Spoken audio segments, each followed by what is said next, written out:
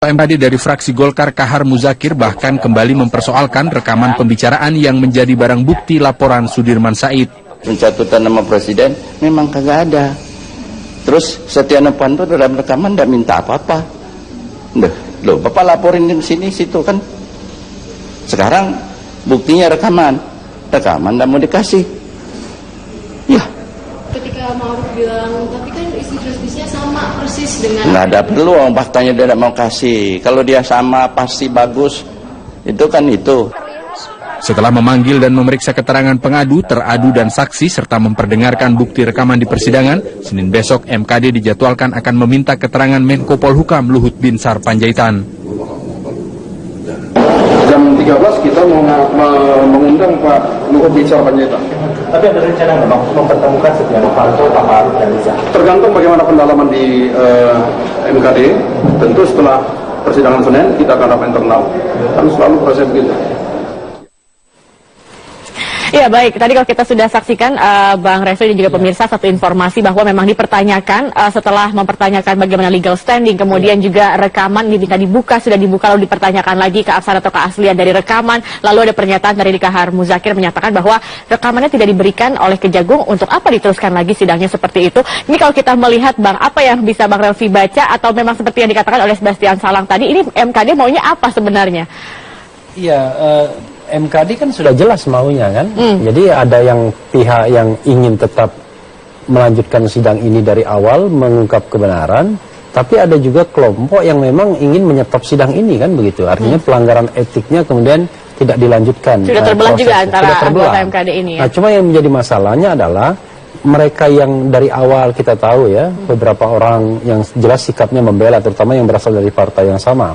Tetapi kan dari partai yang berbeda ini kan kita juga harus confirm apakah mereka betul-betul memang punya sikap demikian. Jangan-jangan di publik mereka tegas, mereka ingin lurus, tapi tiba-tiba ternyata di dalam juga konspiratif kan begitu. Okay.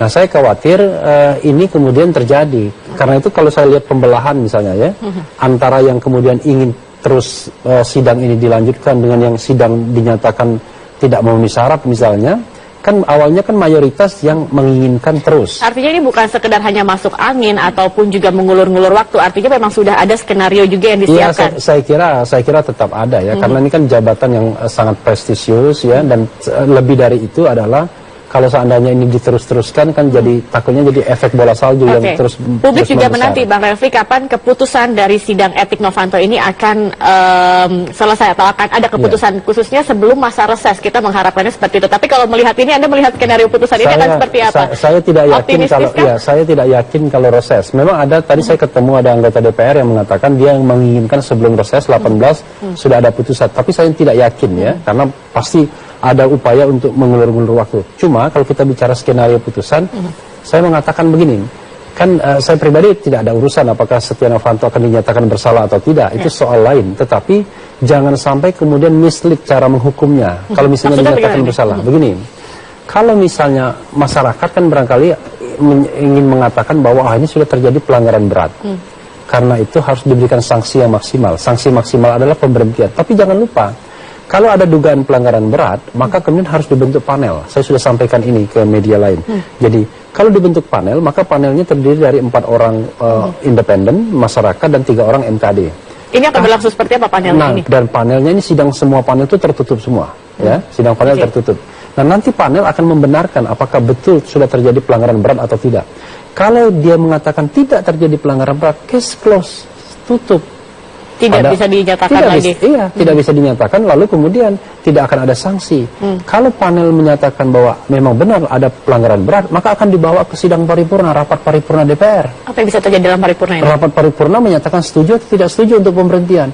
Kalau rapat paripurna menyatakan tidak setuju, bebas juga. Artinya kemungkinan untuk bebas dari sanksi ini juga cukup besar. Besar, 2 stage itu. Lalu apa yang harus dilakukan? Kalau seandainya saya menyarankan begini, kalau memang masih banyak komponen-komponen yang memang betul-betul ingin menegakkan soal dugaan pelanggaran kode etik ini, MKD, yang di tangan MKD itu ada 2 sanksi yang bisa diberikan, sanksi ringan dan sanksi sedang. Ya, jadi pelanggaran berat dan pelanggaran sedang. Nah, sanksi sedang harusnya. Sanksi sedang itu apa? Sanksi sedang itu sudah bisa memberhentikan dari pimpinan DPR. Oke. Nah, karena itu tadi saya katakan dengan anggota DPR, saya tidak sebut namanya, mestinya sanksinya kalau memang mereka yakin sudah terjadi dugaan pelanggaran berat, sanksi sedang diberikan dulu. Jadi MKD tanpa melalui sidang-sidang ini? Bukan, setelah sidang ini? Setelah MKD ini, setelah sidang MKD. MKD menyatakan sudah terjadi pelanggaran sedang dan memberikan sanksi sedang, yaitu pemberhentian atau pencopotan dari pimpinan DPR. Itu sanksi sedangnya. Tetapi MKD juga menduga ada pelanggaran berat. Karena pelanggaran berat itu bukan wilayah MKD tapi wilayah panel, MKD membentuk panel. Nah, panel itu hanya untuk membuktikan ada tidaknya pelanggaran berat. Tapi pelanggaran sedangnya sudah case close, sudah diberhentikan sebagai pimpinan. Ini yang bisa dilakukan oleh anggota MKD sebenarnya. Jangan logikanya melompat. Kalau sanksi sedangnya tidak diberikan, langsung kemudian dugaan pelanggaran berat, memang kalau terbukti dan kemudian diterima di paripurna, akan berhenti sebagai anggota DPR dan tentu dengan demikian sebagai ketua DPR juga. Tapi kalau tidak, dia akan bebas. Nah, ini yang kemudian jangan kemudian kita senang dulu kalau kemudian ada rekomendasi pelanggaran berat. Ada beberapa skenario yang bisa dimainkan. Bang Refli, ini juga ada pernyataan dari Wakil Ketua DPR Fadlizon yang menyatakan akan membentuk pansus untuk mengungkap mafia dalam PT Freeport Indonesia. Padahal sidang MKD saja untuk sidang etik saja. Ini sedemikian sampai saat ini belum ada keputusan. Banyak sekali intrik-intrik yang terjadi. Apakah memang membentuk pansus ini juga sebuah solusi atau ini lagi-lagi hanya sebuah skenario untuk mengaburkan kembali? Akhirnya kita melihat niatnya apa ya.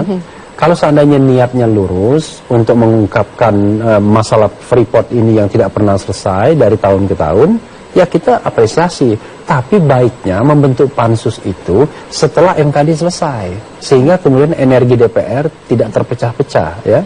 Nah, sehingga setelah kemudian MKD selesai, dengan misalnya apakah itu memberikan sanksi atau tidak tergantung pelanggarannya, bisa saja dibuat pansus tentang Freeport ya untuk kemudian mengungkapkan bagaimana kemudian bisnis proses di Freeport tersebut termasuk perpanjangan dan lain sebagainya.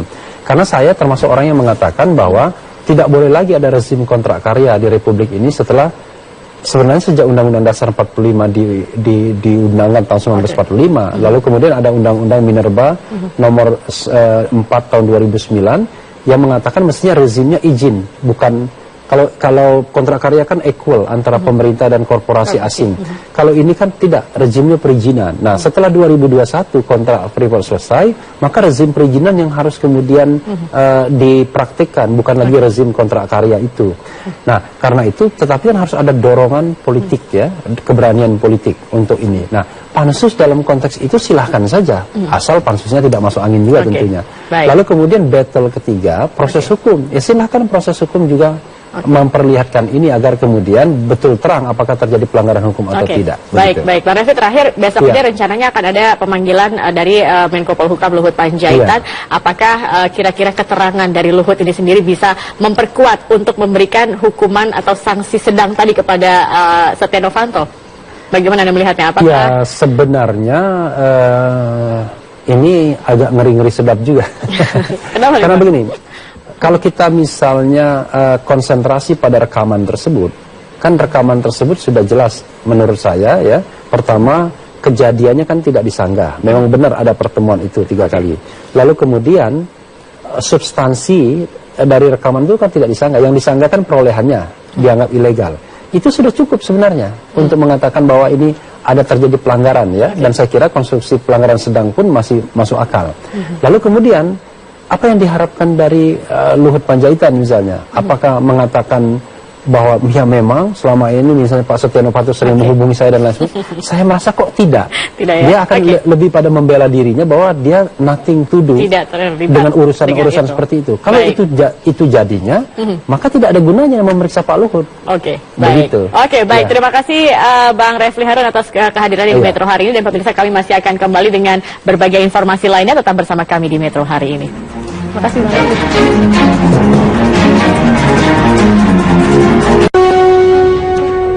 Saya akan langsung ke Prof. Cipta dengan hadirnya 3 anggota MKD kemarin ke konferensi pers Luhut Panjaitan. Apa concern Anda? Ya, dari perspektif simbolik interactionism, itu salah satu teori yang paling populer dalam ilmu komunikasi.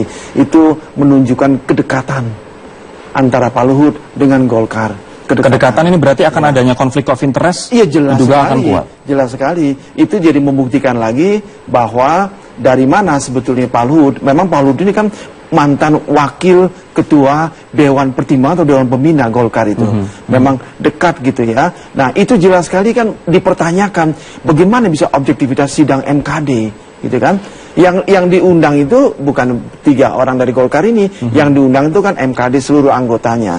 Tapi yang lain saya kira jeli matanya, seperti yang dikatakan oleh Pak Yunimad itu ya. Lalu bagaimana? Kata Pak Kahar ini, ya kita mau tahu bagaimana pendapat dari Pak Luhut. Loh, mau tahu itu nanti di sidang MKD. Ini jawaban yang very childish, jawaban yang kanak-kanakan. Seperti ini kita nih blow on semua begitu ya. Bagaimana agar publik bisa kembali percaya kepada MKD? Saat ini sudah compang-camping gitu kepercayaan publik ke MKD. Anda optimistis atau pesimistis publik? Saya pesimis, maaf ya. Saya sudah pertama kali sudah ngomong di Metro. Ujung-ujungnya nih paling juga pelanggaran ringan gitu ya. Ya tapi tetap kita mesti tekan-tekan terus, publik tekan terus, teranjangin terus.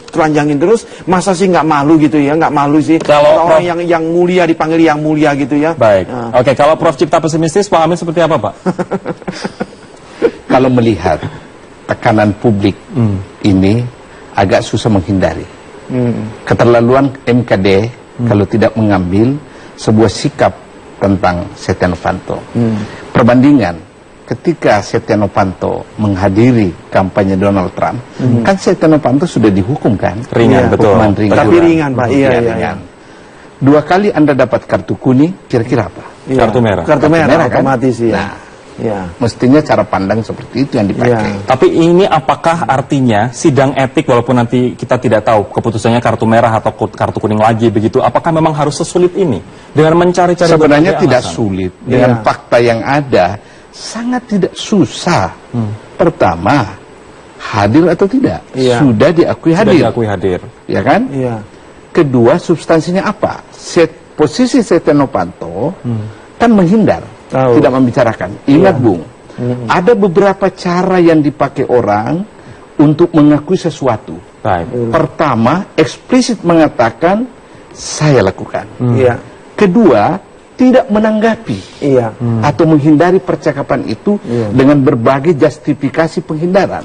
Nah, kategori kedua inilah Setia Novanto masuknya. Dia mengakui dengan cara tidak menanggapi. Baik, oke. Terima kasih Pak Amin, terima kasih Profesor Cipta, dan kami juga mengucapkan terima kasih kepada Junimat Girsang, Wakil Ketua MKD, dan demikianlah perbincangan kami. Kita tunggu saja sidang dari Mahkamah Kehormatan Dewan ini Senin nanti yang akan menghadirkan Luhut Binsar Panjaitan dan menghadirkan Riza Khalid. Tapi kita belum tahu Riza Khalid ini ada di mana, dan kita juga akan tunggu apakah sidang akan dilakukan secara terbuka, transparan, atau tertutup seperti sidang yang lalu, yakni yang menghadirkan Setia Novanto. Dan informasi tadi mengakhiri perjumpaan kita di Prime Time News kali ini. Mewakili teman-teman yang bertugas, saya Rega Syari undur diri.